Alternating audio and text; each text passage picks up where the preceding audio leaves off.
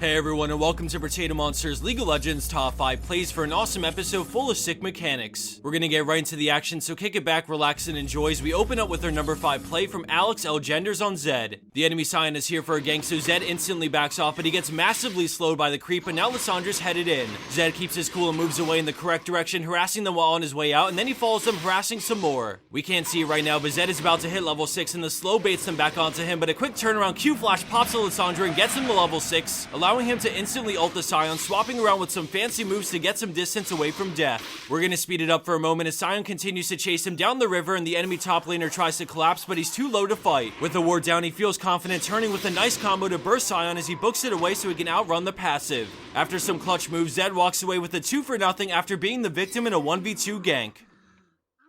Landing in at our number 4 spot, we have 2-0 on Jarvan, but this is a full team play, so well done, red team. Both teams have grouped up mid 20 minutes into the game and are confident they can win this next fight. Jarvan's off to the side, looking for a way in, and sees it when Lissandra goes in, freezing 3 of them in place as the arrow from Ashe follows while Jarvan EQs for even more chain CC. Right off the bat, they kill 3, but keep an eye on Janna as she flash monsoons the remaining 2 right into her team, delivering them on a silver platter. With 4 dead on the enemy team, they continue chasing the Lucian, catching up to him thanks to an exhaust, and with this ace, they push mid for the inhib, accelerating this game into an easy win for them shortly after this play.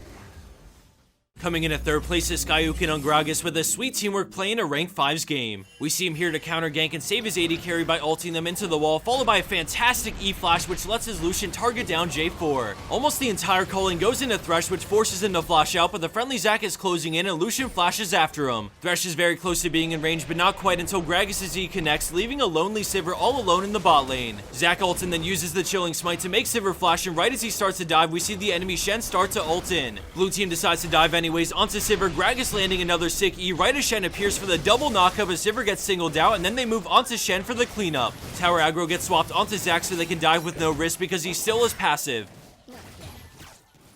Moving into our number 2 spot, we have Skanky on Cassiopeia with a nasty turnaround play when things are looking rough. This play was submitted directly to us, recorded already, so my apologies about the watermark at the top, but this play is just too good. After losing the Baron, red team is trying to read them and head where they're going, which looks like mid lane, but Cassiopeia ult flashes for the 4-man stun, popping 2 of them crazy fast before moving on to Yasuo for the 3rd kill to Fizz. The enemy Ryze knows escape isn't an option and tries to fight it out, but some solid support from Janna ensures Cassiopeia is safe to sit there and DPS him down for the triple. A sick engage by Cass from the Fog of War is the play her team needed to shut down the Baron push before it could even start.